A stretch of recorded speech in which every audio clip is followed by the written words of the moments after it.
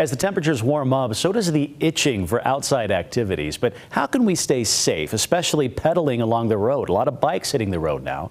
Our Southern Utah correspondent Garrett James has more from St. George on how to stay safe on your bike.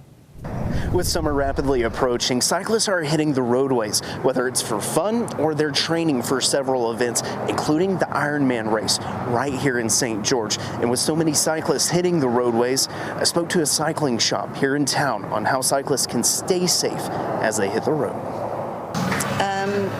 First is not an obvious point, and that's actually to take up the lane. Like a lot of drivers will want you to be all the way to the side of the road, but if you actually take up your space in the lane where they have to be alert of you and go around you, that's actually our right to the road there. Riding with a flashing taillight, even during the day, can help bring more attention to the cyclist as well. I've also found bright clothes and even bright socks or shoes where those socks are moving and catch people's attention. That tends to help too.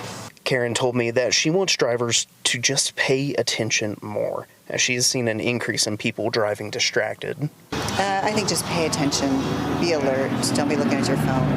I've been riding for about 20 years, but in the last 5 to 10, it feels like people are just more distracted by their vehicles, by their phones, and just paying attention, knowing we're there and giving us that 3 feet.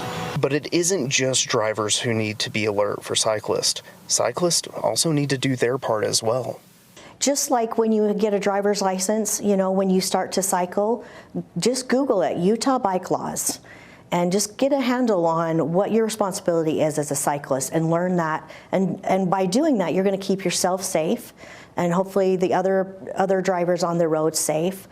As you're driving, keep an eye out for these cyclists. And cyclists, be aware of your surroundings. And hopefully we can reduce the number of accidents between cars and bicycles. In St. George, Garrett James, ABC 4 News.